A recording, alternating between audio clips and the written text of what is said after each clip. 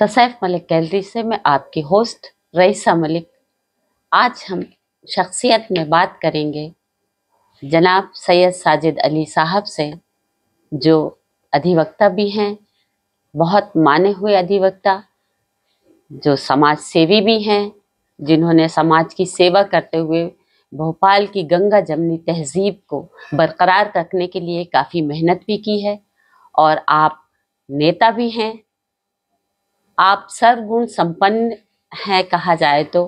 और आपकी ज़िंदगी पर, आपके कामों पर बात कर कर हम आप तक पहुंचाना चाहते हैं, ताकि उनकी ज़िंदगी की तजुर्बातों से आप भी कुछ हासिल करें और कुछ आगे करके कुछ अच्छा करने की, लोगों को फ़ायदा पहुंचाने के लिए कुछ ऐसे काम करें जिससे आगे हमारा देश बढ़े, लोगों को फ़ायदा पहुंचे।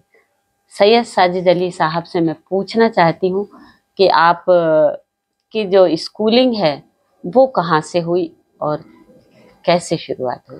सबसे पहले तो मैं आप लोगों का शुक्रगुजार हूँ कि आपने मुझे चूज़ किया कि मैं मेरे ख़यालात को आम लोगों तक पहुँचाया जा सके। उसके लिए आपके जो टीवी चैनल जो है उसका इस्तेमाल मुझे भी अच्छा लग रहा है और आपका बहुत बहुत शुक्रिया अदा करना चाहूँगा मैं।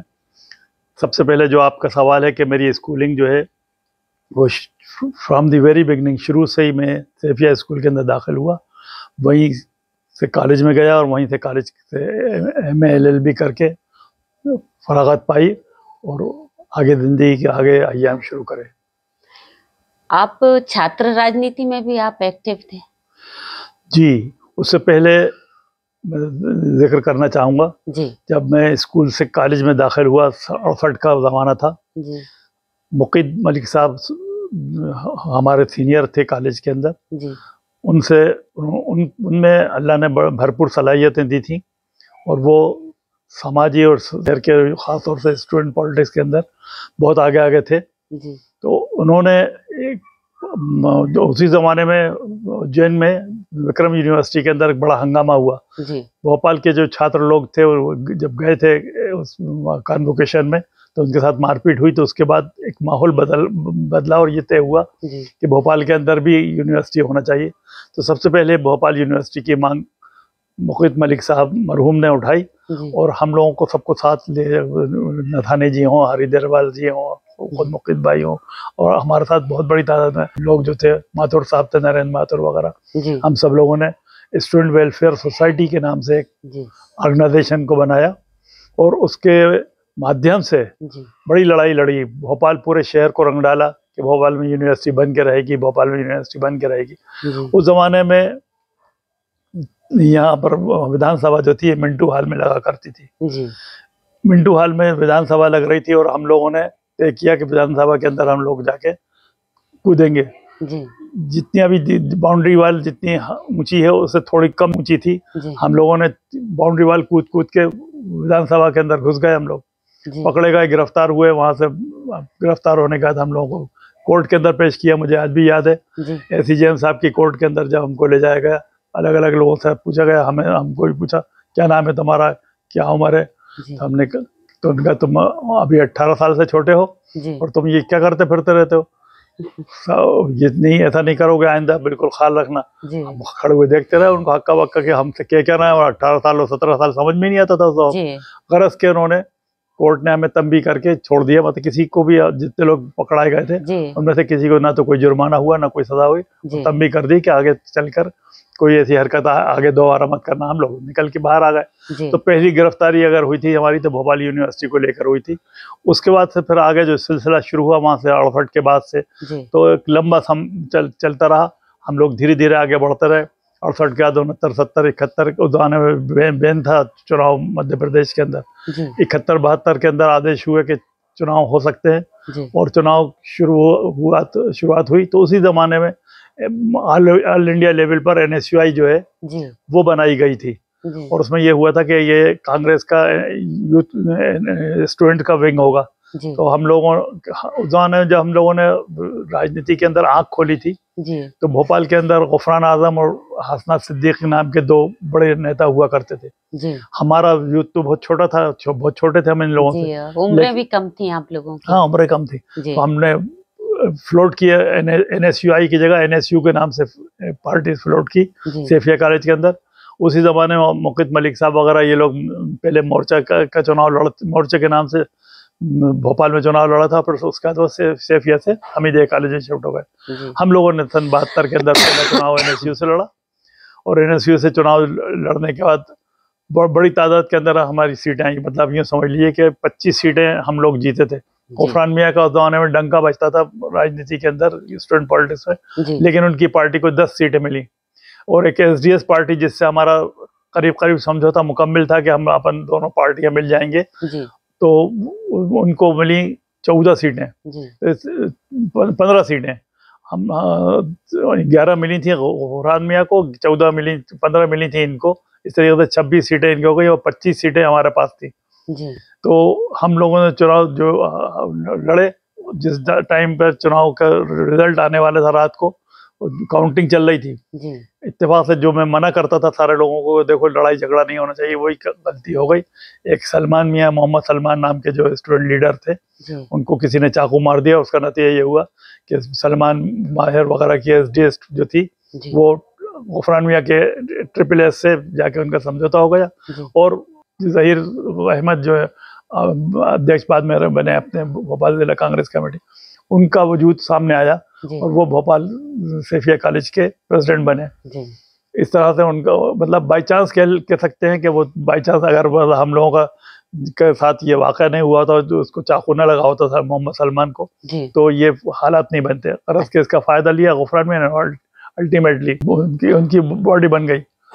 अगले साल फिर हमारा फिर चुनाव हुआ। अब अगला साल का चुनाव जो था वो हमने NSUI के नाम से लड़ा, क्योंकि हमारे बहुत पीछे पड़े थे हसनात सिद्दीकी और किशन पंत जी कि आप NSUI से लड़ो। हमने कहा भाई हम किसी का कंट्रोल में नहीं रहना चाहते। तो उन्होंने कहा कि नहीं, आपको हम परेशान नहीं करेंगे, ना कंट्रोल में रखेंगे। आप तो NSUI से लड़ोगे तो हमें फ़ायदा होगा। हम सब कह सकते हैं कि भोपाल में आप चुनाव हम लड़े NSUI के। हमने कहा ठीक है चलो, तो NSUI के नाम से चुनाव लड़े और उस बार हमें 41 सीटें मिली और 1 सीट मिली थी गफरान आजम साहब को। अच्छा, पूरी सीटें ले ली। SDS वगैरह को, बाकी सीटें जो थी वो बढ़ गई थी। SDS को शायद 60-61 सीटें थी उस जमाने में, तो उसमें से SDS को, SDF को और 2 बढ़ गई थी और 41 सीटें हमें मिली थी। इस तरह से मतलब बहुत बड़ी तादाद में हम लोगों ने चुनाव जीत के आगे आए थे। तो इस तरह से स्टूडेंट पॉलिटिक्स के अंदर हमारा वजूद अमल में आया, तो आगे बढ़ना शुरू करा हमने। स्टूडेंट पॉलिटिक्स के साथ साथ पढ़ाई भी आपकी जारी रही? हाँ, बराबर पढ़ते रहा। मैं पढ़ने के मामले में मैं बहुत सिंसियर था कभी, मतलब उससे मैंने वो नहीं करा, पढ़ाई को मतलब पसे पुष्ट कभी नहीं डाला मैंने। पढ़ाई बराबर जारी रही और ये एक्टिविटीज जो थी ये चलती रही। उसी जमाने में फिर हमने हमारे साथ आके जुड़े आरिफ अकील। आरिफ अकील को हमने बहुत पहले तो मैंने उनको मना किया कि भाई मैं तुम्हारे साथ काम नहीं कर सकता, तुम्हारा वे ऑफ वर्किंग जो है वो मुझे पसंद नहीं। लेकिन हमारे अनीस अहमद सिद्दीकी साहब जो हैं, उन्होंने मेरा बहुत पीछा लिया कि आप अरे साहब आपके साथ रहेगा और जो आप कहोगे वैसा करेगा। तो अल्टीमेटली उसने भी, आरिफ अकील ने भी मुझसे वायदा किया कि आप जैसा कहोगे मैं वैसा ही करूँगा और आपकी हर बात को मानूंगा, गलत लाइन पे नहीं रहूँगा। तो मैंने कहा चलो भाई ठीक है, अगर ये था तो फिर मैं तुमसे ये वायदा कर रहा हूँ कि मैं तुम्हें अगर लीडर बनना चाहते हो इससे बड़ा लीडर बना दूंगा मैं। और कोई बहुत बड़ी बात नहीं, अगर तुम बराबर ईमानदारी से काम करोगे तो सेफिया कॉलेज का अगर प्रेसिडेंट बनाऊंगा तो मैं, ये मैंने उनसे बात करते में कह दिया। और अल्लाह का शुक्र रहा कि जब आखिरी टाइम जब मैं कॉलेज को से तालीम हासिल करके निकलने वाला था, उससे पहले साल के अंदर चुनाव हुआ और चुनाव में 4 पार्टियों ने मिलकर ये तय किया कि प्रेसिडेंट और वाइस प्रेसिडेंट, कि वो ज़माने में 1977 का सन था शायद, गवर्नमेंट जो थी वो जनता पार्टी की आ गई थी और कैलाश जोशी जी जो थे वो चीफ मिनिस्टर थे और ऐसा कहा जा रहा था कि सेफिया कॉलेज को टेक ओवर किया जाएगा। गफरान मियाँ ने भी हमसे बात करी कि कॉलेज अगर अपन की एक्टिविटीज़ गलत हुई तो कॉलेज टेक ओवर हो सकता है, इसलिए अपन को सबको चाहिए कि बैठ के तय कर लें और प्रेसिडेंट अपन खुद ही आपस में तय कर लें तो वो ठीक रहेगा। तो 4 पार्टियां थी, NSUI, SDS, SSS, चारों पार्टियों ने बैठ के तय करा और अल्टीमेटली मैंने कहा कि आरिफ अकील को अध्यक्ष बनाएंगे।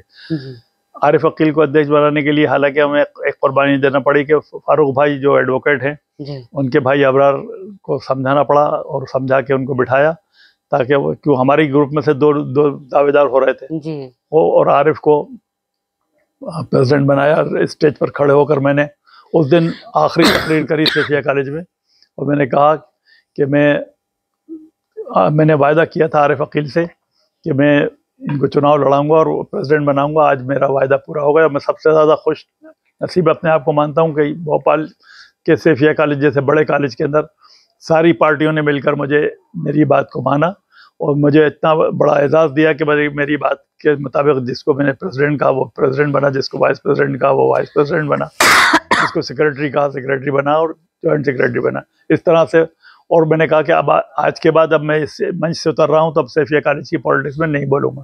और उसके बाद से मैं सैफिया कॉलेज की पॉलिटिक्स से बाहर होके आ गया। फिर उसके बाद आरिफ अकील और ये लोग चलते रहे उन्होंने। लेकिन हाँ, एक बात कहूँगा, जितने टाइम आरिफ अकील मेरे साथ रहा बहुत ईमानदारी के साथ उसने मेरे हर कहने को माना। इस बात का मतलब ये समझ लो कि छोटे से छोटा काम बताया कि जाओ लग्गियाँ लगा दो, झंडे बांध दो, पन्नी लगा दो, ये कर दो, वो छोटे से छोटे काम को उसने कभी किसी बात पर एतराज नहीं किया, पूरी लगन से किया। हाँ, आज लोग ये मानते हैं कि कहते हैं कि साहब ऐसा नहीं था, तो इसके सबूत तो मोहम्मद माहिर, मोहम्मद सलमान, वो जो अपोजिट पार्टी हैं, खुद ज़हीर अहमद, आपको अल्लाह रेखी दे, फसी, शफीक, इस्माइल कुरैशी, भोपाल सैफिया कॉलेज के जो पुराने ज़माने के जो जितने लीडर हैं उनमें से किसी से भी अगर पूछेंगे तो वो ये बात जो है, आज मैं कोई बोस्ट नहीं कर रहा जी, हम हर आदमी आपको यही स्टोरी बताया कि हाँ ऐसा ही था जी। तो बड़े तादाद के अंदर हमारे साथ बहुत बड़ी एक टीम थी, उसने आगे बढ़कर आगे काम करा और हम लोगों ने स्टूडेंट पॉलिटिक्स के अंदर बहुत आयाम पैदा करे। पीछे से बैक सपोर्ट तो रहता रहा होगा छात्रों का जब इनका चुनाव होता होगा, या फिर तो देखिए हमारा मेनली तो देखिए ईमानदारी की बात है, मुकीद भाई ने हमें बहुत सपोर्ट करा।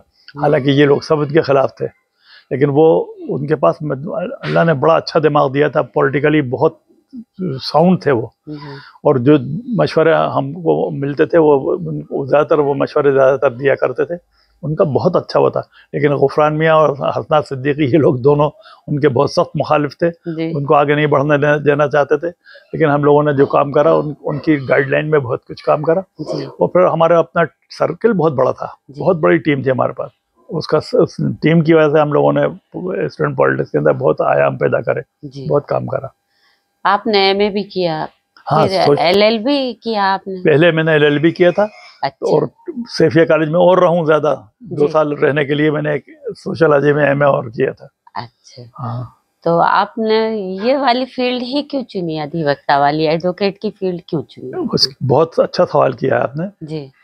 क्या हुआ कि हमारे कॉलेज के दौर में छोटे छोटे मामलात में झगड़े तंते होते रहते थे जी। और खुसूसी तौर पर हमारे आरिफ अकील साहब, अजीत कुमार सिंह जी, अनीस अहमद सिद्दीकी, असार अहमद साहब, अकलीम यार चौधरी, ये इन लोगों पे कोई ना कोई केस लग जाया करता था। अच्छा।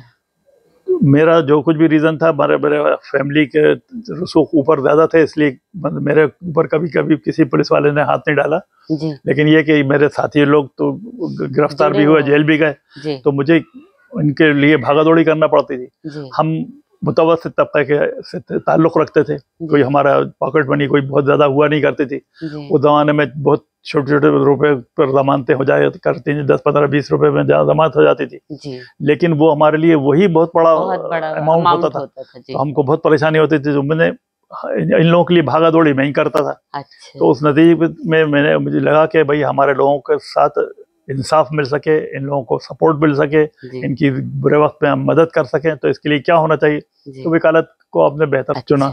इस बीच में मैं फिर मुकीद भाई का जिक्र करूंगा, मेरी उनकी इस बहुत अच्छी ट्यूनिंग थी। हम लोगों ने आपस में तय किया कि हमको 2-3 काम करना चाहिए जी। एक अखबार निकालना चाहिए, एक एजुकेशनल इंस्टीट्यूशन होना चाहिए, और एक पॉलिटिक्स के अंदर काम करना चाहिए जी। तो हमने मिलजुल कर कहीं ना कहीं आपने देखा ये गरीब नवाज एजुकेशन सोसाइटी के नाम से मोइनुद्दीन चिश्ती के नामे पे स्कूल जो है स्टार्ट करा। अखबार एक निकाला मुकेश भाई ने, और फिर हम लोगों ने पॉलिटिकल रहील के नाम से जो अखबार, जी रहील के नाम से। तो इस तरह से मतलब ये एक्टिविटीज बराबर परवान चढ़ती रही, वक्त गुजरता रहा जी, और काम आगे बढ़ते चले गए और हमें पता ही चला गया किस तरह से हम आगे बढ़ते हुए चले जा रहे हैं जी। उसी बीच में फिर यूथ कांग्रेस की पॉलिटिक्स शुरू हो गई जी, क्योंकि मतलब मैं पॉलिटिकली बहुत आगे चल रहा था जी। तो हमारी ताल्लुकात जो थे सुरेश पचौरी से भी उस जमाने में बहुत हो गए थे। अच्छा। सुरेश पचौरी जी जो थे MSCT की पॉलिटिक्स कर रहे थे, जहाँ से एक यूआर चुन के आता था। हमारे पास 10 यूआर तो होते थे और 11वां प्रेसिडेंट, इस तरह से 11 वोट हमारे पास होते थे। तो हमारी हर एक को ज़रूरत रहती थी, हसनात मियाँ हो, उफरान मियाँ हो या सुरेश पचौरी जी, तो खैर उस वक्त इतने कद्दावर नेता नहीं थे, लेकिन हमने उनको अच्छा, मैं उनको हमेशा कहता था कि तुम गुफरान मियाँ को छोड़ दो, और वो कहते थे भाई मैं भी मानता हूँ कि गुफरान मियाँ के साथ मेरा सही नहीं चल पाएगा, और अल्टीमेटली हुआ कि उन्होंने एक टाइम ऐसा आया कि गुफरान मियाँ को छोड़ दिया। फिर वो हम लोग साथ काम करा, हम लोगों ने काफ़ी लंबा टाइम हम लोगों का साथ रहा। वैसे में वो यूथ कांग्रेस के प्रेसिडेंट बन गए थे, तो उन्होंने मुझे भी अपने साथ जनरल सेक्रेटरी रख लिया। हमने यूथ कांग्रेस के अंदर उनके साथ काम करा और अच्छा हमने यूथ कांग्रेस खड़ी करके दिखाई। मध्य प्रदेश के अंदर जो यूथ कांग्रेस था उसका जवाब ही नहीं था, बहुत बड़ी बॉडी की शक्ल के अंदर काम हुआ उसके अंदर जी। तो इस तरह से आपकी फिर मेन उसमें बॉडी में कांग्रेस की एंट्री हुई। यूथ कांग्रेस में काफी काम करते रहे। फिर 87 हाँ, एक बड़ा दिलचस्प वाक़या और है जी। मेरे साथ जो जिंदगी के बहुत बड़े बड़े क्रम हुए, उनमें सबसे बड़ा वाक़या जो है जिससे मैं कहता हूँ कि शायद टर्निंग पॉइंट था, 86 के अंदर हम लोगों को बुलाया गया दिल्ली। यूथ कांग्रेस के प्रेसिडेंट चेंज करना था, पचौरी जी को हटाना था और नए अध्यक्ष को लेके आना था। तो मेरा इंटरव्यू तो बाद में हुआ, मुझसे पहले उस वक्त जो था अपना छत्तीसगढ़ और मध्य प्रदेश एक था, तो छत्तीसगढ़ से एक मिस्टर तिवारी को बुलाया गया था। उनका इंटरव्यू में वो नहीं कामयाब हो पाए। फिर बुलाया था उन्होंने उनको हमारे सुरेंद्र सिंह ठाकुर को, तो उनका वो भी नहीं क्लियर कर पाए थे, उनका भी रिजेक्ट कर दिया। अब रह जाते थे बचे महेंद्र सिंह बोध और मैं। महेंद्र बोध का कहना ये था कि वो उस वक्त यहाँ पर वो थे parliamentary secretary, government Madhya Pradesh में कांग्रेस की थी और उसमें ये पार्लियामेंट्री सेक्रेटरी थे। ये चाहते थे कि मैं पार्लियामेंट्री सेक्रेटरी भी रहूं और कांग्रेस यूथ कांग्रेस का अध्यक्ष बन जाऊं। तो वो स्वीकार नहीं था हमारी सेंट्रल लीडरशिप को। मुझसे जब इंटरव्यू हुआ तो करीब 3-3.5 घंटे ऑस्कर फर्नांडिस जी ने इंटरव्यू लिया। इंटरव्यू लेने के बाद मेरा फाइनली डिसाइड हो गया। डिसाइड इस तरह से हो गया कि खुद उन्होंने मुझसे कहा कि आपको कल सुबह लेटर मिलेगा और मुझे छोड़ने आए सुरेश पचौरी जी के बंगले पे। ये मेरे ख्याल से 3-3:30 बजे उन्होंने मुझे सुरेश पचौरी जी के बंगले पे छोड़ा। हम लोग उतर गए, तो खुश पचौरी जी भी खुश थे और हम भी खुश थे, और माधवराव सिंधिया जी भी खुश हुए कि भाई तुम्हारा हो गया, बहुत अच्छा है, कल मिलेगा लेटर। के का एक करीब 4:30-5 बजे के करीब मेरे पास टेलीफोन आया, उन्हीं के पचौरी जी के बंगले, उस में लैंडलाइन हुआ करता था, लैंडलाइन पे टेलीफोन आया कि साजिद अली साहब से बात कराओ।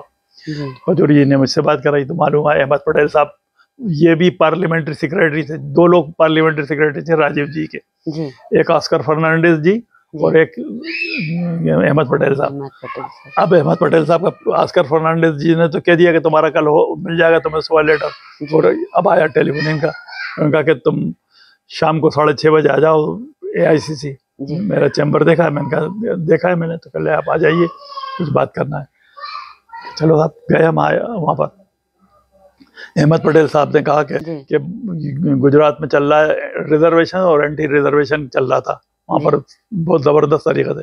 रिजर्वेशन मिलना चाहिए, इसके लिए लोग लड़ रहे थे और कुछ लोग कह रहे थे कि रिजर्वेशन नहीं मिलना चाहिए। लड़ाई इस पे चल रही थी। तो मुझसे कहने लगे वो चल रहा है वहाँ पर। मैंने कहा जी हाँ चल रहा है। अब समझ में नहीं आया कि इस वक्त ये बात करने का क्या मौजू है। उनका भाई असल में क्या है कि अभी बोर्ड की मीटिंग हुई थी, पार्लियामेंट्री बोर्ड की, उसमें ये हुआ थे कि मध्य प्रदेश गुजरात से लगा हुआ है, इसलिए यहाँ पर कोई रिजर्व क्लास के लोग किसी को अध्यक्ष बनाया जाए यूथ कांग्रेस। सन्नाटा आ गया मुझे, मैंने कहा गया तुम तो। जब मेरा चेहरा उतरा तो कह नहीं घबराने की बात नहीं, आपको कहीं ना कहीं एडजस्ट करेंगे। मैं कहा नहीं साहब, एक बार इतनी ऊपर से जब गिरता है आदमी तो फिर वो उसको कोई जगह नहीं मिलती। अरे नहीं नहीं नहीं ऐसा नहीं है, और मैं से काम लो फलाना, बड़े उन्होंने अच्छे से बात करी। खैर मैं वहां से बात करके उठ के आया, तो फिर पचौरी जी के यहाँ आया, तो आके मैंने बताया। इतने में थोड़ी देर बाद उनका माधवराव सिंधिया जी, हाँ एक बात उन्होंने और कही अहमद पटेल साहब ने कि हाई कमान का ऐसा सोचना है कि because you are the eligible person, जो सबसे मोस्ट एलिजिबल है, तो तुम्हारी इज्जत कायम रहे, इसलिए ये कहा गया कि कोई बैकवर्ड में से या कोई शेड्यूल कास्ट शेड्यूल ट्राइब में से किसी का नाम सजेस्ट करो जिसको अध्यक्ष बनाए, तुम्हारा जो है सजेशन उसको मान्यता दी जाएगी। मैंने कहा क्या होगा, जो आप नाम देंगे उसको मंजूर कर लेंगे, मंजूर कर लिया जाएगा। गरज के साथ मैं वापस आ गया। आने का मैंने ये सब बातें पचौरी जी को बताई, इतने में उनका टेलीफोन आ गया माधवराव सिंधिया जी का। क्यों भाई क्या हुआ? मुझे मालूम हुआ कि गड़बड़ हो गई। मैंने कहा हाँ सब गड़बड़ हो गई, ऐसा ऐसा हुआ। फिर क्या सोचा, मैंने कहा साहब मैं तो बहुत अपसेट हो गया हूँ, क्या करा जाए, कोई समझ नहीं आता कि नहीं। अब अगर उन्होंने ये कहा है कोई नाम सजेस्ट करने का, तुम्हारा दिमाग क्या बोलता है? मगर देखिए मेरी आज ये उनसे बात हुई महेंद्र बोध जी से, वो तो ये कहते हैं कि मैं पार्लियामेंट्री सेक्रेटरी रहूं और अध्यक्ष भी रहूं, तो दोनों चीज़ें चाहिए मुझे, एक अकेली नहीं। तो वो तो शायद तैयार होंगे नहीं। कह ले हाँ वो नहीं होंगे तैयार। कह ले फिर मैंने कहा साहब उससे अब मेरे दिमाग में तो बेहतर नाम आ रहा है सुरेंद्र सिंह ठाकुर का। सुरेंद्र सिंह ठाकुर को अगर कर ले तो बेहतर रहेगा। कह ले हाँ सुरेंद्र सिंह ठाकुर लेकिन रिजेक्ट हो चुके हैं। मैंने कहा साहब कहा है तो अपन को कहने में क्या बुराई है? तो उनका नहीं तुम सच अच्छा सोच रहे हो। उसने मेरी पर भी उसका एक एहसान है कि मेरे इलेक्शन में 1 महीने तक पड़ा रहा ग्वालियर में, उसने मेरे बहुत काम करा, तो बेहतर रहेगा तुम इसका नाम दे दो। गरज के मैंने साहब नाम कम्युनिकेट कर दिया।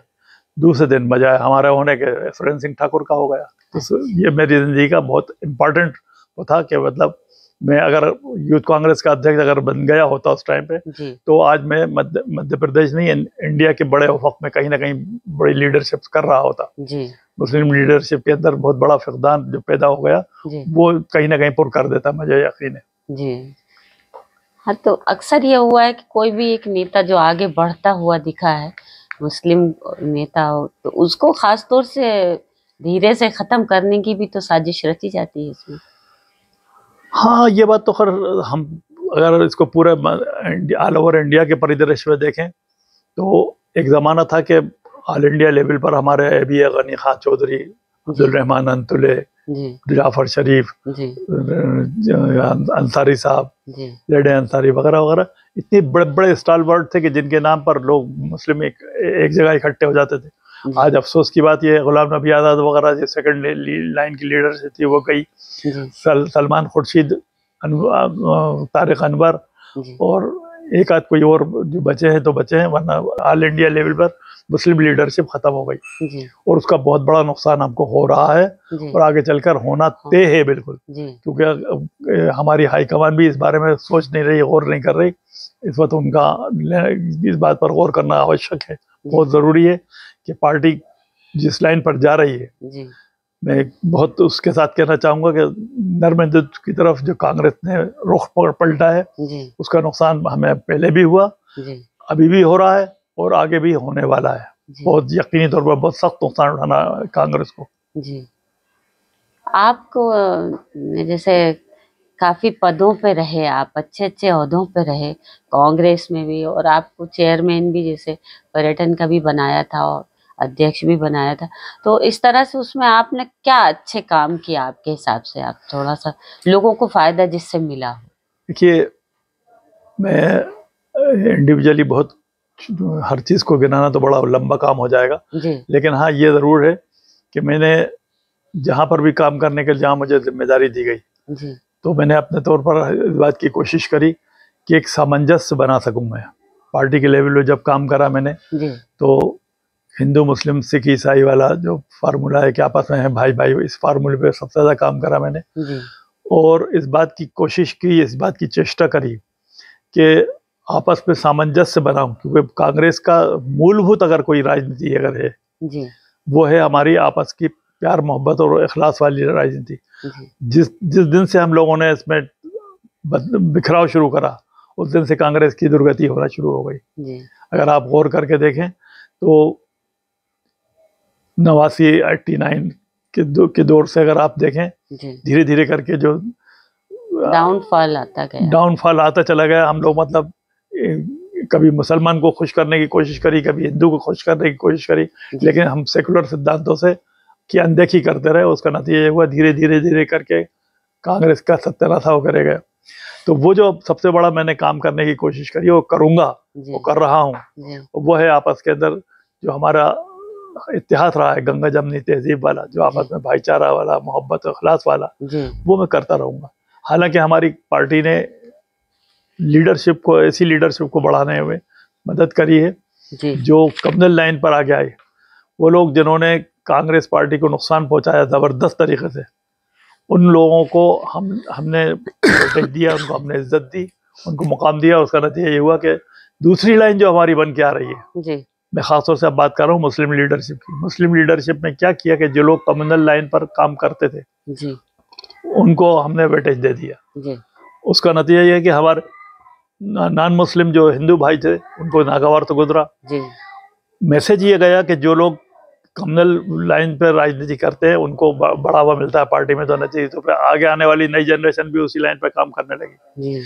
और हम जैसे लोग जो गफरान मियाँ हो, असनाद मियाँ हो, मुकीत मलिक साहब हो, ज़हीर अहमद हो, साजिद अली हो, ऐसे लोग जो थे वो धीरे धीरे साइड लाइन होने लगे। हम लोगों ने कभी कम्युनल लाइन को पसंद नहीं करा, उसका नुकसान हम लोगों को बहुत जबरदस्त उठाना पड़ा। अगर हम कम्युनल लाइन पे पॉलिटिक्स कर रहे होते तो आज हम भी कहीं ना कहीं कोई बड़ी पोजीशन पर बैठे होते। तो सबसे बड़ा काम अगर हमने करा है तो अपने उसूलों से हमने गद्दारी नहीं करी, अपने उसूलों पे कायम रहे। सबसे बड़ा उसूलों से कभी भी आपने सौदा नहीं किया? नहीं, यकीनन नहीं किया जी, उस पे बराबर बने रहे आप, और उन्हीं उसूलों पर चलकर आपने बहुत कुछ हासिल किया। आपने बहुत हम देखते हैं कि लोगों के दिलों में भी आप राज करते हैं। आपने जो लोग हैं हिंदू मुस्लिम एकता के लिए जो काम करते हैं आप, उसमें भी आपका काफी नाम है भोपाल में। अल्लाह का शुक्र है, मैं उसके लिए ऊपर वाले का शुक्र ज़्यादा अदा करता हूँ कि हमने कोशिश करी। और वो जो चीज़ें, हालांकि लोग आज के दौर में इन चीज़ों को सराहते हैं या नहीं सराहते मुझे नहीं मालूम। आज तो मैं सीनियर हो गया हूँ, आज तो बहुत सारे तजुर्बात हो चुके हैं, लेकिन जब 80 के दशक के अंदर हम काम कर रहे थे, हमने स्टूडेंट पॉलिटिक्स शुरू करी थी, उस जमाने में एक जज्बा होगा ना, ब्रिज मोहन रामकली गोरक्षा समिति जो है समिति का वो हुआ, और हलाली डैम पर हम लोगों का एक गोरक्षा समिति का बहुत बड़ा काम चल रहा है, जहाँ पर मतलब करीब 2000 के करीब गाय जो है उनकी सेवा करने में लोग मशगूल रहते हैं। हमारे अभी साथी जो हैं वो लोग काम करते रहते हैं बराबर। मैं उसका निरंतर संरक्षक हूँ। एक मुस्लिम का संरक्षक होने से दिग्विजय सिंह जी ने भी उसकी बहुत तारीफ करी। हमारे बीजेपी के नेता बाबूलाल गौर साहब और भी बीजेपी के जो मेंबर ऑफ पार्लियामेंट वगैरह जो थे वो लोग हमेशा तारीफ करते रहे कि एक मुस्लिम जो है इस मामले में आगे बढ़कर काम कर रहे हैं। तो कोई वो नहीं है। मतलब हमारा मकसद ये है कि हमारा दिखावा मकसद नहीं है, हमारा जो दिल से हम करना चाहते हैं, हम ये जो कहते हैं कि हम आपस में प्यार मोहब्बत भाईचारा बना के रखना चाहते हैं, तो उसको करके दिखाना भी तो जरूरी है। बिल्कुल। हम हमेशा से हिंदू मुस्लिम की एकता के लिए जल से जुलूसों में रहे, रंग पंचमी के त्योहारों पर लोगों को के साथ मुबारकबादें हुई, जल से जुलूसों के अंदर शामिल हुए। दिवाली के हक मैं समझता हूँ, मुझे याद ही नहीं पड़ता कोई एक आध कभी कोई गैरहाजिरी कभी हुई हो तो हुई हो, अदरवाइज पिछले 40 साल से निरंतर लोगों के घरों चौक बाजार में इब्राहिमपुरे में सब लोगों को मुबारकबाद दे रहा हूँ। एक लोग गवाह थोड़ी, हजारों की तादाद में लोग गवाह हैं इस बात की। तो ये जो है ये गवाह उस वक्त जब हम सत्ता में थे, उस वक्त जब हम सत्ता में नहीं रहे, आज जब हम सत्ता में नहीं है, हमारा वही तरीका। और मैं इस बात के लिए ख़ासतौर से मैं बहुत मुबारकबाद दूंगा, बहुत शुक्रगुजार हूँ हमारी हिंदू कम्युनिटी का कि एक बड़ी तादाद के अंदर हमारे हिंदू भाई जो हैं दिल से प्यार करते हैं, दिल से मोहब्बत करते हैं, दिल से चाहते हैं। उनके मोहब्बत और उनके इस एहसास का जवाब मतलब मेरे पास है ही नहीं। मैं प्रैक्टिकली मेरे लिए मुमकिन नहीं है, ना मेरे पास अल्फाज है कि मैं किन अल्फाजों में उनकी तारीफ करूं जी। तो इस तरह से मुझे ये तो सबसे बड़ा अचीवमेंट मेरा ये खुद है जी। बाकी पदों पर रहा तो मैंने कोशिश करी कि जैसे अब मैं अभी आपने चेयरमैनशिप का पूछा मुझसे कि एमपी टूरिज्म डेवलपमेंट कॉर्पोरेशन के चेयरमैन में जब मैं गया था उस कॉर्पोरेशन के अंदर तब 2 करोड़ रुपए के लॉस में चल रही थी वो। अच्छा। और जब मैंने उसको छोड़ा है जी। तो 2 करोड़ सरप्लस दे के पैसा दिया, मैं चेक दे के आया था मैं, और 75 लाख का इंसेंटिव बांटे थे हमारे एम्प्लॉइज को। अच्छा। किसी एम्प्लॉय को रिट्रेंच नहीं करा, जबकि जब मैंने ज्वाइन किया था जिस दिन उस दिन मुझसे पत्रकारों ने एक सवाल पूछा था कि साजिद अली साहब आप इस कॉर्पोरेशन में आए हैं होटलों को बेचने के लिए आए हैं? तो मैंने कहा क्या मतलब, मैं समझा नहीं। होटलों को बेचने के लिए आए हो? मतलब कोई बेचने के लिए नहीं है। तो नहीं आपका जो है टेंडर हो चुके हैं होटलों के। मैंने कहा now onward there will not be any sale of any hotel. कि आप ये क्या बात कर रहे हैं, गवर्नमेंट के मंशा के खिलाफ बात कर रहे हैं, आपके होटलों के टेंडर हो चुके हैं। मैंने कहा who am I am the chairman of the corporation, और मैं ये आपसे आज बोल रहा हूँ कि मैं एक भी होटल नहीं बिकने दूंगा, और अल्लाह ने चाहा तो मैं जब जाऊंगा तो यहाँ से कुछ नए होटल बना कर जाऊंगा। और उसका आप सब लोगों ने देखा कि एक होटल को किसी को नहीं बिकने दिया। हमारे एम्प्लॉइज में डर खौफ आ गया था, लोग समझने लगे थे कि अब हमारी कॉर्पोरेशन बंद होने वाली है। दूसरे दिन सब लोगों ने आकर मुझे मुबारकबाद दी जब मैंने ज्वाइन किया, और मुझसे कहा कि हम आपके साथ खड़े हुए हैं, हर तरह से आप जो आप कहेंगे वो हम करने को तैयार है। आज आपने हमें हिम्मत दी कि हमारी कॉर्पोरेशन बंद नहीं होगी, और नतीजे तौर पर हमने होटल, वाकई ये हुआ कि जब मैं वहाँ से वापस आया तो 11 नए होटलों का इनॉग्रेशन कर चुका था मैं, और 6 बिल्डिंग्स को के फाउंडेशन स्टोन रख के आया हूँ मैं। तो अल्लाह के शोर से मतलब मैंने कोई वो नहीं करी, कोई कसर नहीं छोड़ी। या अशोका होटल के जो अभी सुना है कि बिक गया, इसको ये हमारा पास 51% शेयर था, सेंट्रल गवर्नमेंट के पास 49। बहुत कोशिश करी लोगों ने कि इसको हम बेच दें, मैंने नहीं बिकने दिया। मैंने कहा मेरे होते हुए मैं इस होटल को नहीं बिकने दूंगा और उसको चलाता रहूंगा। और बहुत अच्छे से मतलब कॉर्पोरेशन चलने लगी थी। जहाँ जैसे डोडी वाला, मैं एक मिसाल के तौर पे कह रहा हूँ, डोडी का 1600-1700 रुपये आमद थी उसकी। आज आप मालूम कर लीजिए इसकी आमद का क्या हाल है। एक काउंटर पे 1600-1700 मिल जाते होंगे, एक अकेले चाय के काउंटर पर। इतना पैसा कमा रही है मतलब डोडी। उसको हमने एनहांस करा, मैंने करा, और मेरे बाद भी और लोग आए, उन्होंने और उसको बढ़ाया, उसको संभाला, बढ़ाया आगे। हाँ, लेकिन जो उसको बूस्ट दिया, मैं यहाँ पर याद आता है मुझे वशिष्ठ जी जो पहले कलेक्टर भोपाल रहे थे, उनका ट्रांसफर हो गया था मध्य प्रदेश रोड डेवलपमेंट नहीं, ट्रांसपोर्ट कॉर्पोरेशन के एमडी हो गए थे। तो मैंने उनसे मदद मांगी, मैंने कहा आप हमारी कुछ मदद करिए। उनने बतलाई, हम कहा हमारा डोडी जो है बिल्कुल नहीं चलता, 1500-1700 रुपये आमदनी होती है पर डे। कहले साहब मैं क्या मदद कर सकता हूँ? हमने कहा आप इतना कर दीजिए कि वहाँ पर एक स्टॉपेज कर दीजिए। कहले स्टॉपेज तो हम नहीं कर सकते, लेकिन हाँ हम एक काम कर सकते हैं। मैंने बतलाई कि अगर आप हमारे लोगों को थोड़ा इतना इंतजाम कर देंगे चाय नाश्ते का, तो हम ये कर सकते हैं कि वहाँ चेकिंग स्टाफ बिठा दें कि हर गाड़ी जो है वहाँ पर रुकेगी, वो चेक करेंगे। आपका भी काम हो जाएगा, हमारा भी काम हो जाएगा। आप हमें सहूलत ये मिल जाएगी कि लोगों को सारी सहूलतें हमारे स्टाफ को मिल जाएंगी, और आपको सहूलत ये हो जाएगी, आपका चलता रहेगा। हमने ठीक। और वो नतीजे तौर पर जो चला वो, तो उसका बहुत बड़ा फायदा हुआ कि आज मतलब देख लीजिए आप कहाँ पर पहुंच गया डोडी। जो आज लोग बगैर डोडी पर रुके हुए जाते ही नहीं आमतौर से। ऐसे बहुत सारे होटल डेवलप करे, बहुत जगहें डेवलप करी, और इस आगे करते, लेकिन इतना से शासन चला गया तो हम लोगों के लिए मजबूरी हो गई, वरना मैं बहुत कुछ करने का मेरा प्रोग्राम था। आपने कई प्रदेश अध्यक्षों के साथ काम किया है कांग्रेस में, 7 अध्यक्षों के साथ। तो आपको किसका काम अच्छा लगा? नहीं, काम तो देखिए सभी, उर्मिला सिंह जी हों जी, सुभाष यादव जी हों, अरुण यादव हों, सुरेश पचौरी हों, कांतिलाल भूरिया जी हों, सबका अलग अलग वर्किंग स्टाइल रहा काम करने का। कमलनाथ जी हों, इतने लोगों के साथ मैंने काम करा, और इन सब के साथ काम करने में मज़ा बहुत आया, क्योंकि मतलब सबने मुझे पूरा सहयोग दिया, सपोर्ट करा, और मुझे पूरे फुल फ्री हैंड दिया। अच्छा। उसका नतीजा ये रहा कि मैंने बहुत काफ़ी काम करा। उसमें स्वर्गीय अर्जुन सिंह जी एक मध्य प्रदेश में नहीं, इंडिया के लेवल पर बहुत बड़ी लीडरशिप थे जी। और मुझे इस बात का फख्र हासिल है कि मैं उनके बहुत करीब रहा। मुझे पूरा उनके साथ बहुत काम करने का मौका मिला और उनकी गाइडलाइन मुझे बहुत रही।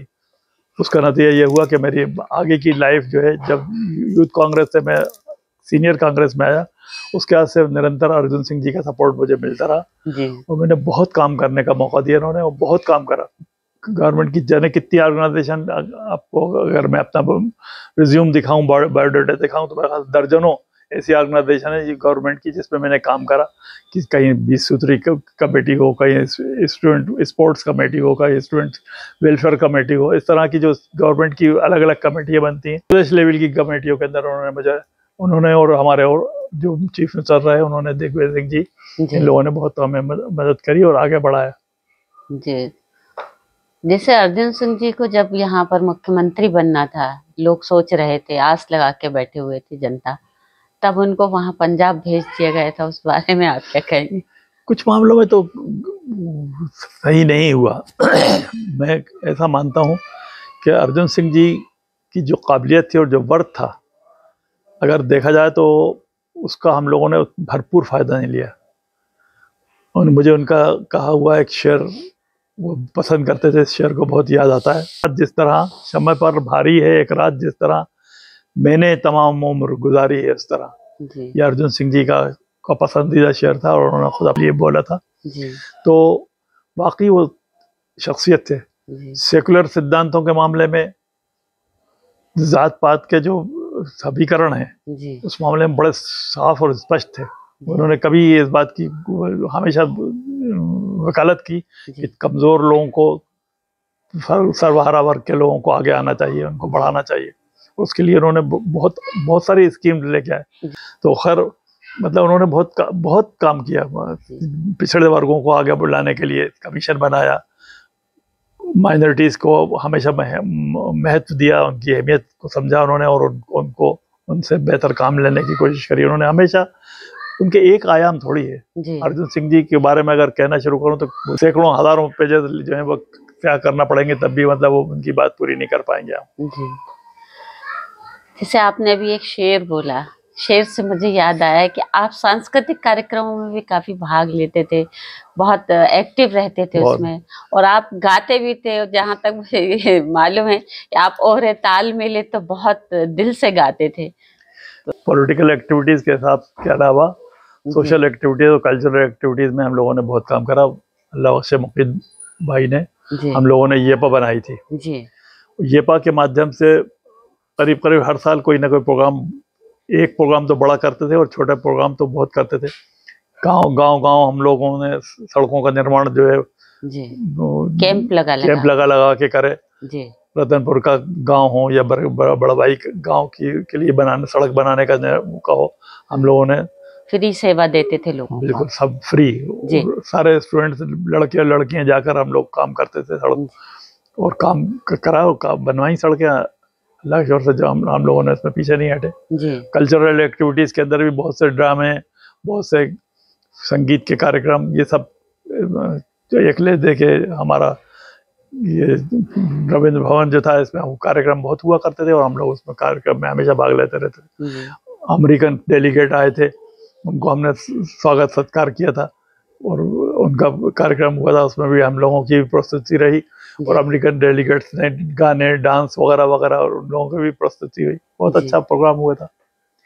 आप भी अपनी प्रस्तुति दिया करते थे उस समय? खूब जी, हमेशा से एक्टिव रहा हूँ और बड़ा, ख्वाह वो कल्चरल फील्ड हो, ख्वाह गेम्स के मामले में खेलना भी मेरा शौक रहा है जी।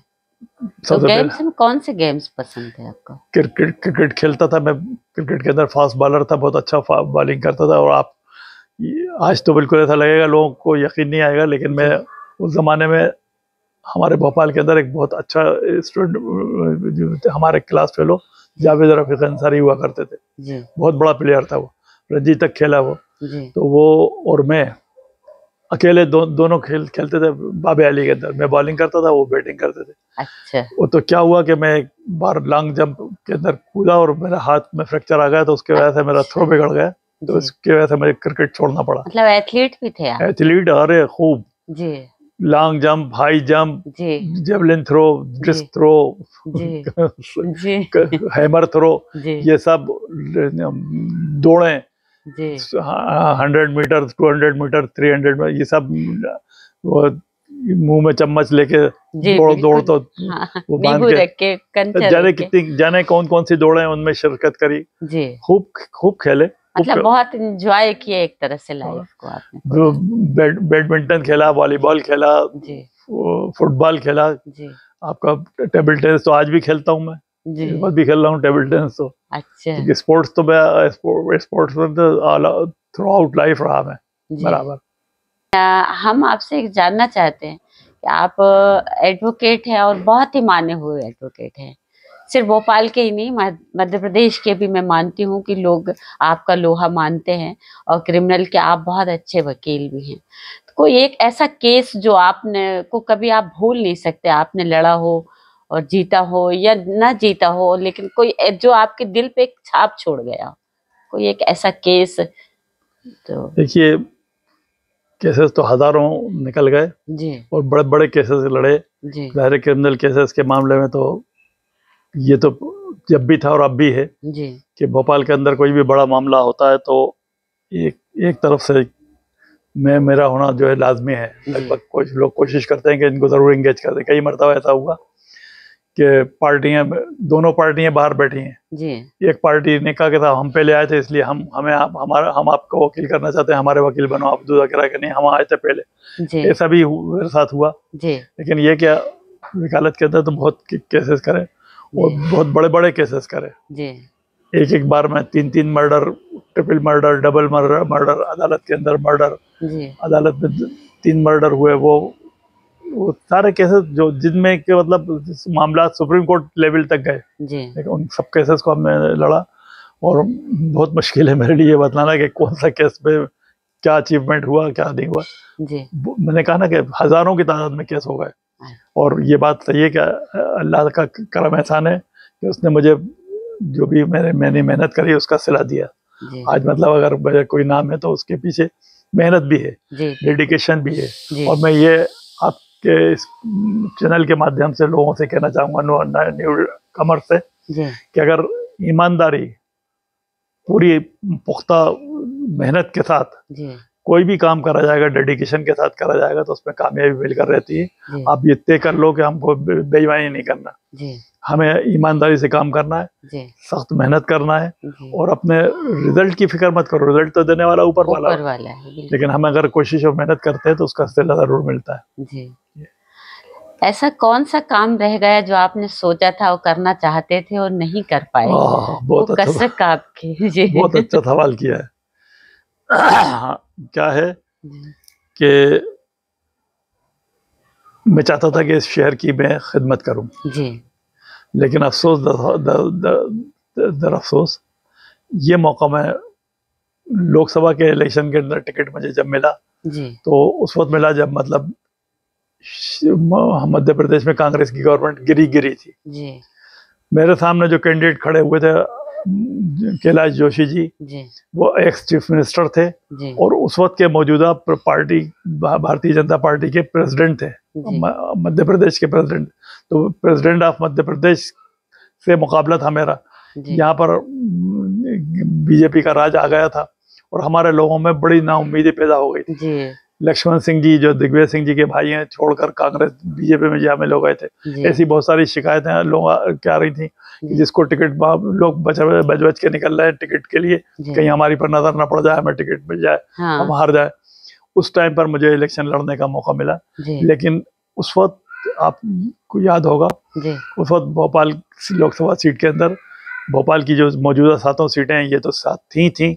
उसके अलावा खातेगांव, कन्नौज, आष्टा, इछावर ये भी मौजूद था जी। तो बाद में आष्टा, इछावर, कन्नौज, खातेगांव मेरे इलेक्शन के बाद कट गया जी। मेरे टाइम पर ये सारे कॉन्स्टिट्यूंसी शामिल थे।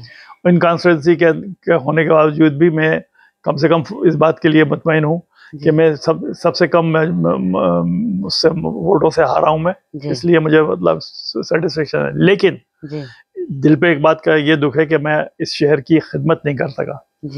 एमएलए का टिकट मुझे नहीं लेने दिया गया, नहीं मिला। या वही मैंने कहा ना कि कम्युनल लाइन में पे अगर मैं काम करता होता तो शायद मुझे टिकट मिल जाता, लेकिन मैंने कभी कम्युनल सिद्धांतों से वो नहीं किया और उनको हमेशा उनको नहीं किया। हाँ बिल्कुल समझौता नहीं किया। उसका नतीजा ये है कि मुझे टिकट से वंचित रहा मैं।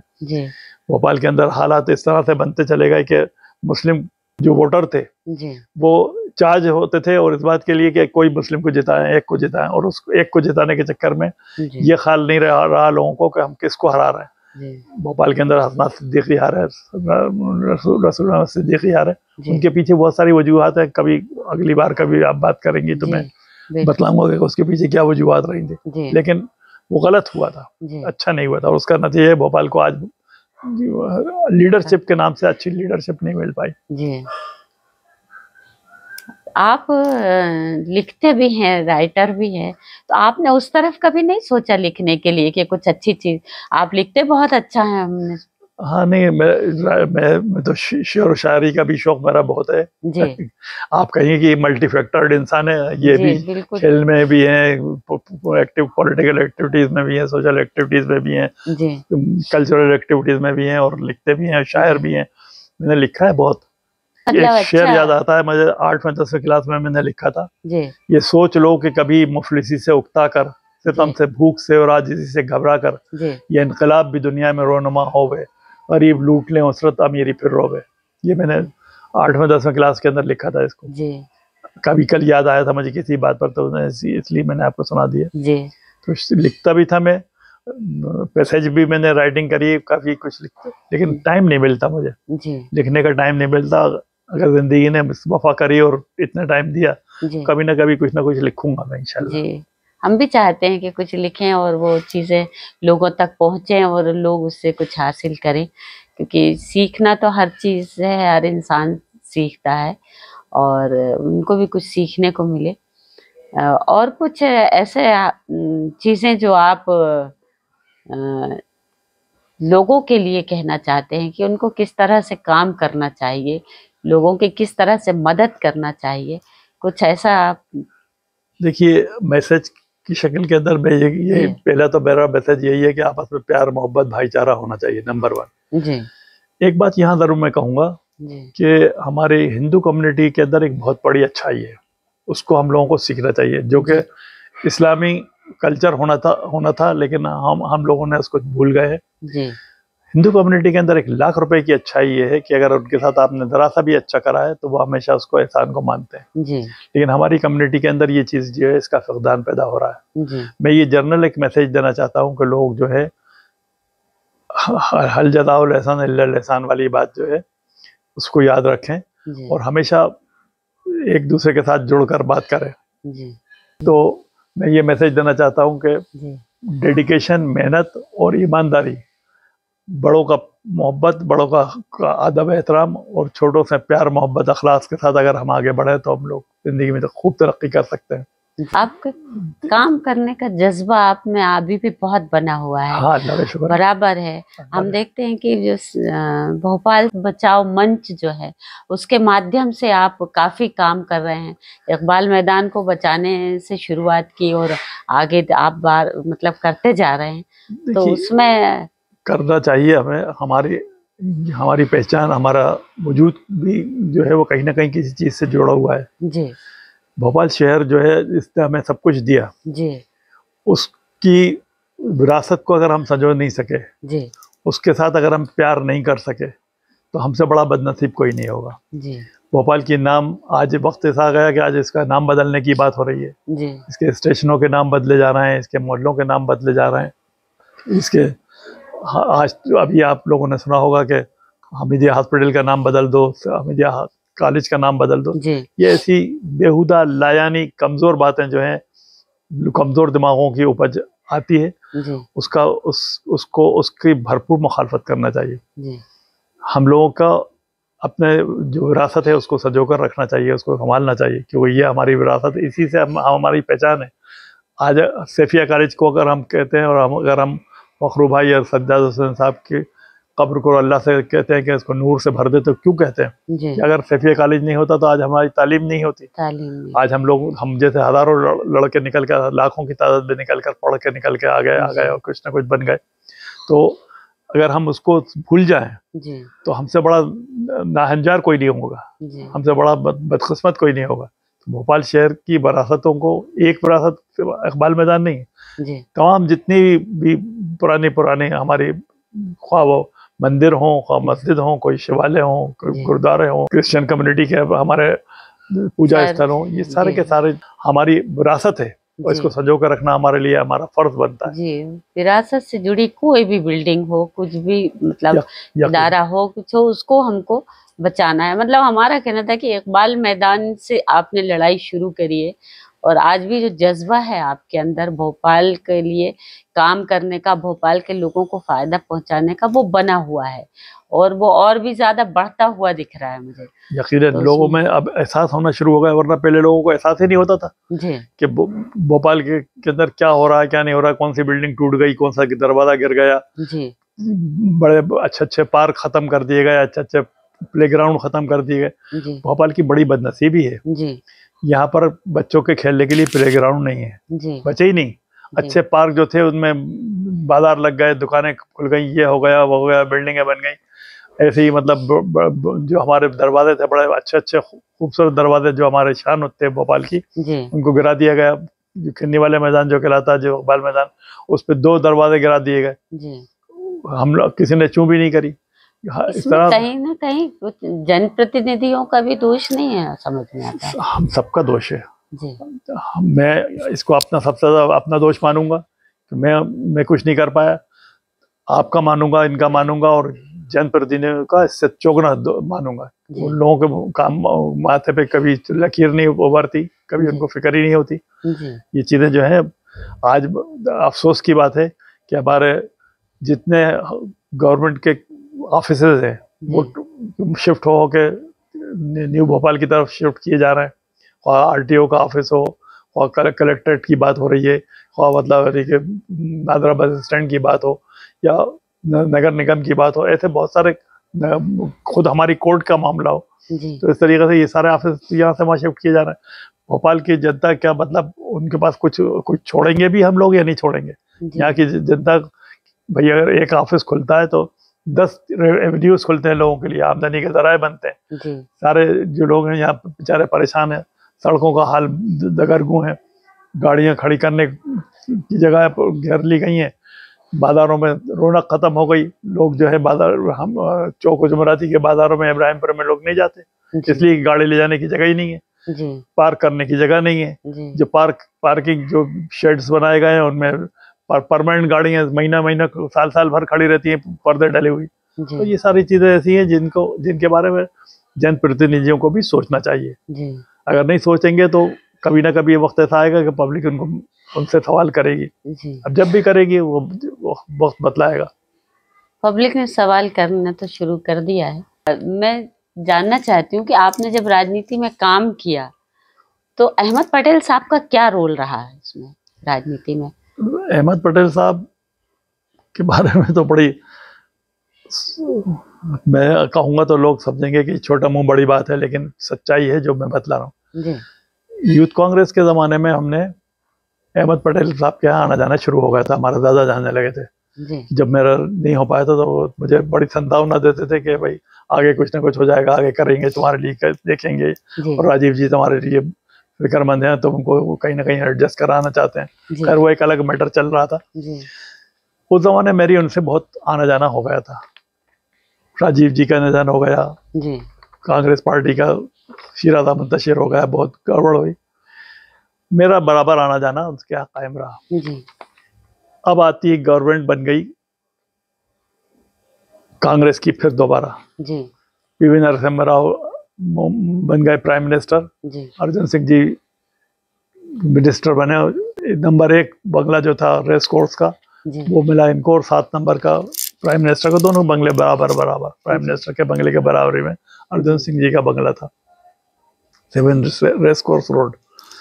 तो क्योंकि अर्जुन सिंह जी उस आने तक मुझे बहुत ज़्यादा अहमियत देने लगे थे और बहुत ज़्यादा मैं उनके पास हाजिरी देता रहता था, बराबर मुलाकात होती रहती थी।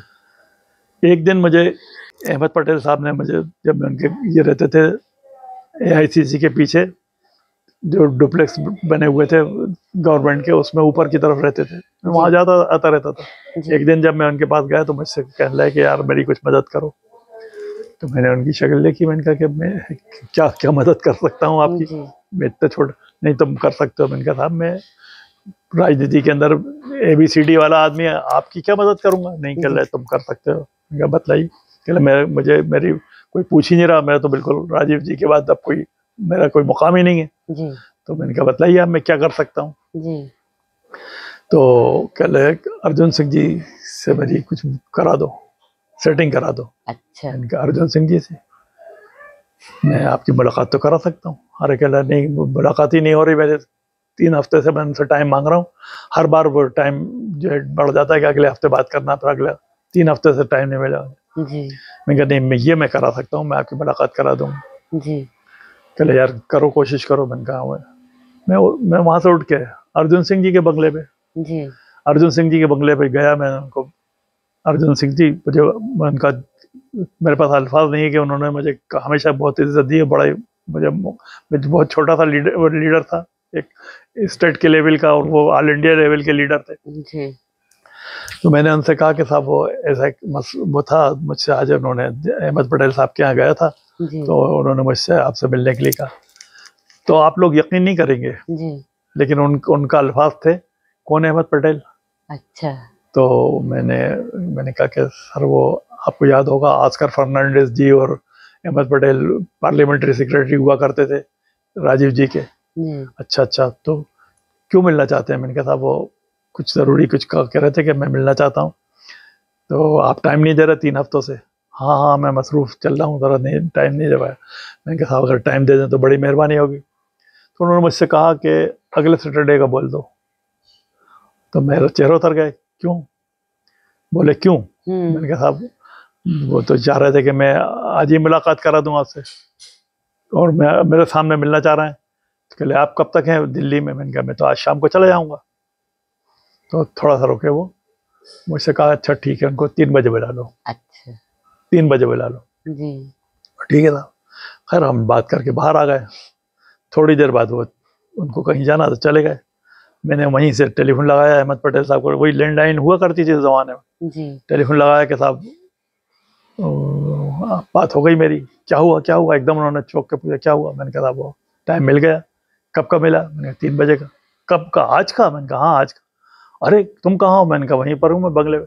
कहले वहीं आ रहा हूँ मैं, वहीं आ रहा हूँ मैं। तो मैंने कहा कि आ जाइए। अब ये मेरे ख्याल से होगी 11 साढ़े 11 बजे की बात जी। 12 बजे तक वो मेरे पास आ गए थे। 12 बजे आने के बाद मैंने कहा थोड़ी देर बाद कहीं होके आ जाए। पहले तो उन्होंने पूछा कैसे हुआ, क्या बात हुई। मैंने सब बताया कि ऐसा था हुआ। कह रहे कि अपन तो यहीं रुकते हैं। मैंने कहा नहीं था, अपन गर्मी का टाइम है, अपन होके आ जाते हैं कहीं ना कहीं। कह नहीं अपन कहीं नहीं जा रहे। आप यकीन मानिए कि हम 3 घंटे तक उनके जो सामने के जो लान था, जो उसमें कोई घास वास नहीं थी उस टाइम, गर्मी के जमाना था, तो कम घास थी उस पर। गर्मी के अंदर उनके साथ टहलते रहा, कभी इधर चले जाएं, कभी इधर से, कभी अंदर आके बैठ जाएं, फिर कहीं बाहर आ जाएं। 3 घंटे उन्होंने गुजारे। अल्टीमेटली अर्जुन सिंह जी आ गए। अर्जुन सिंह जी आके अंदर गए। अंदर आ जाने का थोड़ी देर बाद फिर वो अपने ऑफिस में बाहर आके बैठे। तो फिर मैं सीधा गया, जाके मैंने कहा कि आ गए हैं साहब मतलब पटेल साहब, कब बुला लीजिए। अब मैंने कहा आप चलिए जाइए बात कर लीजिए। तो उनका नहीं तुम भी चलो। अच्छा। मेरा हाथ पकड़ के मुझे अंदर ले गए, बात शुरू करी, और फिर मैं धीरे से मैं उठ के बाहर निकल के आ गया। उनकी क्या बात हुई क्या नहीं हुई, लेकिन उस बात का नतीजा ये हुआ कि आप लोगों को इल्म में होगा इस बात का कि उनको उसके फौरन बाद PRO बनाया गया था। PRO पोलिंग रिटर्निंग ऑफिसर जो कांग्रेस के बनते हैं, मध्य प्रदेश का उनको ऑफिसर बनाया गया था। उन्होंने भी फिर आंख बंद करके मदद करी अर्जुन सिंह जी की। और यहाँ पर जैसा मैंने कहा या अर्जुन सिंह जी ने जो कहा, भाई दायरे जो कुछ भी कह रहे थे अर्जुन सिंह जी की कह रहे थे, उनके कहने पे ये सारी बॉडी बनाई, इन्होंने सारे लोगों को एडजस्ट करा। और नतीजे तौर पर अर्जुन सिंह जी ने फिर उनको CWC का चुनाव लड़वाया, उसमें उनको जितवाया। अर्जुन सिंह जी को सबसे हाईएस्ट वोट मिले थे, इनको भी जितवा के उसके बाद से इनका सितारा जो है बुलंद हुआ। ये बात जो आज ऐसा लगेगा कि मैं ये छोटा मुंह बड़ी बात कर रहा हूँ, लेकिन अभी इसके गवाह मौजूद हैं। सबसे करीबी यूनुस भाई हो सकते हैं ना, अर्जुन सिंह जी के जो खास और खास उनके सामने का ये सारा वाक़या जो है, आज भी कोई जाके पूछना चाहे तो यूनुस भाई से पूछ सकता है क्या हुआ था, वो यही बतलाएंगे कि ये वाक़या हुआ था। और वहाँ का और जो स्टाफ के लोग थे वो सब लोग इस बात के गवाह हैं, लेकिन यूनुस भाई के सामने ये सारा घटनाक्रम हुआ तो उनको मालूम। लेकिन अफसोस हुआ इस बात का कि अहमद भाई ने फिर बाद में उसको निभाया नहीं, इस रिश्ते को निभाया नहीं उन्होंने, ना मेरे साथ निभाया। मैं तो खैर बहुत छोटा आदमी था, मेरे साथ नहीं निभाया, कोई बात नहीं। अर्जुन सिंह जी के साथ भी नहीं निभाया उन्होंने, इस बात का अफसोस जरूर रहेगा मुझे। कौम के लिए भी बहुत कुछ उन्होंने किया नहीं कर पाए। हालांकि उनको जो मुकाम मिला था और जितना उनको जगह दी गई थी, और सोनिया जी ने जितना उनको वेटेज दिया था, उसके हिसाब से वो बहुत कुछ कर सकते थे, बहुत कर सकते थे। लेकिन उन्होंने मालूम नहीं क्या सोच कर लेके चलते थे, वो नहीं कर पाए उसको। अक्सर ऐसा क्यों होता है कि लोग कौम के नाम पे खड़े होते हैं? डर लगता है, उसके बाद डर लगता है। मैंने तो ये देखा, अगर आप सच्चे हो और आपके दिल में यहाँ चोर नहीं है तो आप मजबूती के साथ मदद करो। आप कहो कि हाँ मैं मुस्लिम हूँ, मैं मुस्लिम की मदद करने के लिए खड़ा हूँ। एक बात यहाँ पर मैं कहना चाहूँगा, एक होती है फिरका परस्ती और एक होती है फिरका परवरी। फिरका परस्ती बुरी होती है। फिरका परस्ती जो है उसमें हम अपने आदमी को फायदा पहुंचाने के लिए दूसरे को नुकसान पहुंचाते हैं, जबकि फिरका परवरी वो होती है कि हम अपने आदमी को फायदा पहुंचाते हैं लेकिन दूसरे आदमी को नुकसान नहीं पहुंचाते। फिरका परवरी हमेशा अच्छी होती है, उसका मैं कायल हूँ। फिरका परस्ती नहीं करना चाहिए।